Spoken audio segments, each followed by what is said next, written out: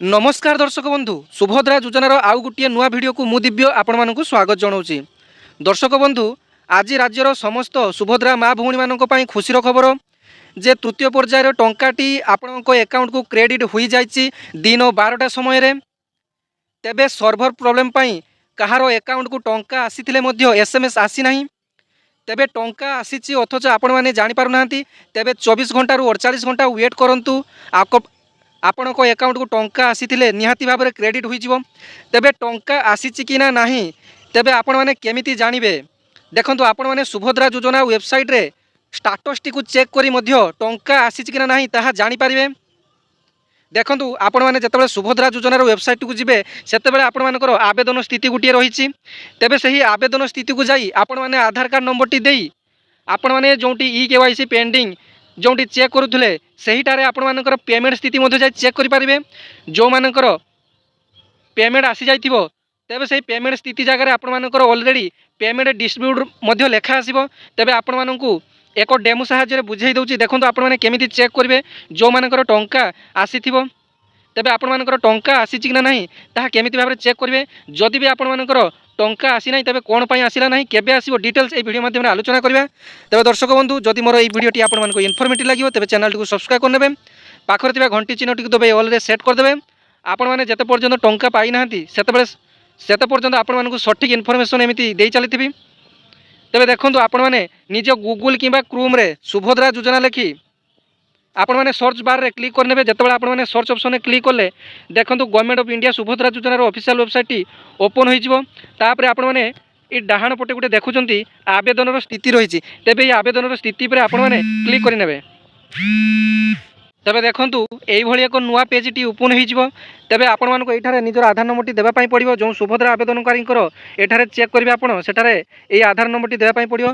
तापरे आपण एठारे टिक चिन्ह टी देई देबे गोटे ब्लू मार्क रो टिक चिन्ह होइजिवो तेबे आधार नंबर टी एठारे देई आपण मानको मु डेमो देखाउची। तेबे आधार कार्ड नंबर टी देई साला परे आपण माने लॉगिन ऑप्शन जाई लॉगिन कर नेबे। देखंतु आपण मानकर आधार सहित रजिस्टर थिबा मोबाइल नंबर को गोटे ओटीपी जाइथिबो तेबे सही ओटीपी टी एठारे आपण मानको एंटर करिया पई पड़िवो। तेबे देखंतु एठारे मु ओटीपी टी देई सारिची आपण जेतेबेले ओटीपी टी देई सारिबे ना देखंतु आपण मानकर ऑटोमेटिक जो सुभद्रा आवेदनकारी सबकि डिटेल्स शो करिवो जेमिति आपण केते तारिख रे आवेदन करथिले आपणकर ना एवं आपण मानकर ई-केवाईसी स्थिति ई-केवाईसी प्रकार केते तारिख रे आवेदन करथिले ए समस्त सबकि डिटेल्स शो करिवो। तापर आपण माने तळकु तळ टिके स्क्रॉल करि नेबे देखंतु आपण मानकर ई-केवाईसी स्थिति एठारे लेखा आसीबो ई-केवाईसी प्रकार मध्ये लेखा आसीबो स्वीकृति स्थिति मध्ये लेखा आसीबो तापर स्वीकृति तारीख मध्ये लेखा आसीबो। तापर जदि आपण माने टंका पाइथिबे तेबे सक्सेसफुली डिस्ट्रीब्यूट लेखा आसीबो। देखंतु आपण टंका पाइचंती कि नाही ता जानिया पई वर्तमान आधार कार्ड नै किबा सुभद्रा फॉर्म नै आपण माने जनसेवा केंद्र किबा ग्राहक सेवा केंद्र को जाउचंती टंका आसीची कि नाही जानिया पई तेबे आपण माने प्रथमे निजो मोबाइल रे चेक कर दियंतु जे टंका आसीची कि नाही। जदि आपण माने टंका पाइथिबे तेबे आपण मानकर पेमेंट स्थिति रे ऑलरेडी सक्सेसफुली डिस्ट्रीब्यूट लेखा आसीबो। तेबे आपण माने अजथारे जनसेवा केंद्र किंबा ग्राहक सेवा केंद्र को जाई भिड़ जमाउछंती एवं सेमाने मध्य एही चेक करिया पई टंका मध्य नउछंती तेबे आपण माने प्रथमे निजो मोबाइल रे चेक कर नियंतु जे आपण मानकर अकाउंट को टंका आसीची कि नाही। जो मानकर भी टंका आसी जाईची सेमाने वर्तमान स्टाटस टी चेक कर नियंतु। देखंतु एही कथाटी आपण मानकु आगरो केही यूट्यूबर मध्य कहि नथिबे जे स्टाटस चेक करले मध्य आपण माने टंका पाइचंती कि नाही ताहा मध्य अपडेट आपण माने जानि पारिबे। जदि आपण माने स्टाटस चेक माध्यम रे जानि पारिले जे आपण मानकर टंकाटी आसीची तेबे आगरु एठी आपण मानकर को अकाउंट को टंकाटी क्रेडिट हेले मध्य लेखा आसुतला तेबे एबे को अकाउंट को टंकाटी क्रेडिट हेला ताहा लेखा आसु नाही।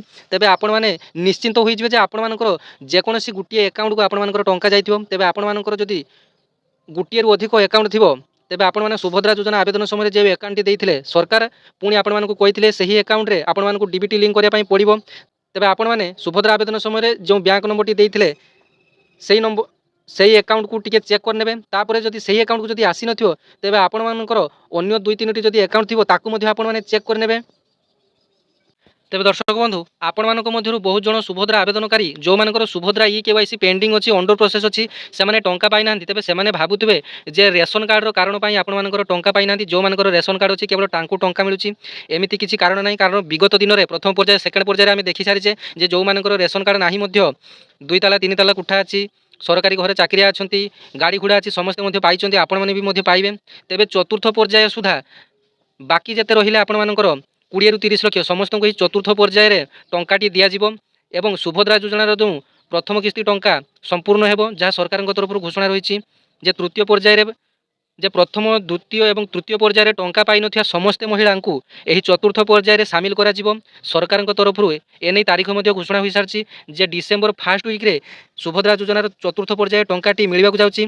NPCI ରିଜେକ୍ଟ କାରଣରୁ ବାଦ ପଡ଼ିଥିବା 5 ଲକ୍ଷ ସୁଭଦ୍ରା ମା ଭଉଣୀମାନଙ୍କୁ ସରକାର ନିବେଦନ କରିଛନ୍ତି ଯେ ସେମାନଙ୍କର ଗୋଟିଏ ମୋବାଇଲ ନମ୍ବର ସହିତ ଗୋଟିଏ ଆକାଉଣ୍ଟ ଲିଙ୍କ କରିବା ପାଇଁ।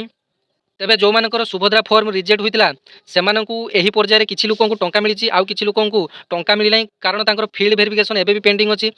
ଦେଖନ୍ତୁ, ଫିଲ୍ଡ ଭେରିଫିକେସନ୍ଟି ଆପଣଙ୍କୁ ଫିଜିକାଲ ଭାବରେ ହେବ, ଘରକୁ ଅଙ୍ଗନବାଡ଼ି ଦିଦି ଆସିବେ। ଜମି ଜମା କାରଣ ପାଇଁ ଆପଣମାନଙ୍କର ରିଜେକ୍ଟ ହୋଇଥିଲେ ତେବେ RI କିମ୍ବା ତହସିଲଦାରଙ୍କ ତରଫରୁ କୌଣସି ଅଧିକାରୀ ଆସିବେ, ତାକୁ ଫିଲ୍ଡ ଭେରିଫିକେସନ୍ କରି ସରକାରଙ୍କ ନିକଟକୁ ଡାଟା ପଠାଇଲା ପରେ ଆପଣମାନଙ୍କର ଚତୁର୍ଥ ପର୍ଯ୍ୟାୟରେ ନିଶ୍ଚିତ ଭାବରେ ଟଙ୍କା ଆସିବ। ତେବେ ଦେଖନ୍ତୁ, ବହୁତ ସୁଭଦ୍ରା ମା ଭଉଣୀମାନେ ଅଛନ୍ତି ତାଙ୍କର ଟଙ୍କା ମିଳିଛି ମଧ୍ୟ ସେମାନେ ଜାଣିପାରୁନାହାନ୍ତି। ତେବେ ଆପଣଙ୍କ ଆକାଉଣ୍ଟକୁ ଯଦି ବି କ୍ରେଡ଼ିଟ୍ ହୋଇନଥାଏ ତେବେ ଆପଣମାନେ 24 ଘଣ୍ଟାରୁ 48 ଘଣ୍ଟା ୱେଟ୍ କରନ୍ତୁ। ଯେଉଁମାନଙ୍କର ଟଙ୍କା ମିଳିବା କଥା ସେମାନଙ୍କୁ ମିଳିଯିବ, କାରଣ ସରକାର ଯେତେବେଳେ ଆପଣଙ୍କ ଆକାଉଣ୍ଟକୁ ଟଙ୍କା ଛାଡ଼ନ୍ତି ସେତେବେଳେ ଆପଣମାନଙ୍କର ବ୍ୟାଙ୍କ ସର୍ଭରରେ ପ୍ରୋବ୍ଲେମ୍ ଥାଏ। ଟଙ୍କାଟି ଆପଣଙ୍କ ଆକାଉଣ୍ଟକୁ ଆସିବା ପାଇଁ ପ୍ରାୟ 24 ଘଣ୍ଟାରୁ 48 ଘଣ୍ଟା ସମୟ ନିଏ। ଏମିତି ନୁହେଁ ଯେ ସରକାର ଆପଣଙ୍କର ଆକାଉଣ୍ଟକୁ ଟଙ୍କାଟି ଛାଡ଼ିଲେ ଆପଣଙ୍କୁ ସିଧାସଳଖ ଭାବେ ଟଙ୍କାଟି ଡିପୋଜିଟ୍ ହୋଇଯିବ, ତାହା ନୁହେଁ। ସରକାର ଯେତେବେଳେ ଆପଣଙ୍କ ଆକାଉଣ୍ଟକୁ ଦେଲେ ସେତେବେଳେ ଆପଣମାନେ ବିଭିନ୍ନ ବ୍ୟାଙ୍କ ଦେଇଛନ୍ତି, କାହାର କାନାଡ଼ା ବ୍ୟାଙ୍କ, କାହାର SBI ବ୍ୟାଙ୍କ, କାହାର ଗ୍ରାମ୍ୟ ବ୍ୟାଙ୍କ। ତେବେ ଏ ସମସ୍ତଙ୍କର ସର୍ଭର ଅଲଗା ଅଲଗା। ଆପଣଙ୍କର ଟଙ୍କା ମିଳିନଥିଲେ ଆପଣମାନେ 24 ଘଣ୍ଟାରୁ 48 ଘଣ୍ଟା ସମୟ ୱେଟ୍ କରନ୍ତୁ, ନିଶ୍ଚିତ ଭାବରେ ଆପଣମାନଙ୍କର ଟଙ୍କା ଆସିଯିବ।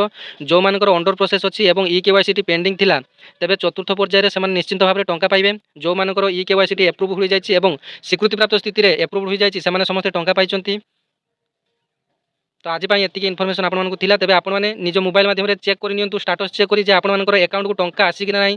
ତେବେ ଆପଣମାନେ ଜନସେବା କେନ୍ଦ୍ରକୁ ଯାଇ ଟଙ୍କାଟି ଉଠାଇ ପାରିବେ। ଧନ୍ୟବାଦ। ଜୟ ଜଗନ୍ନାଥ।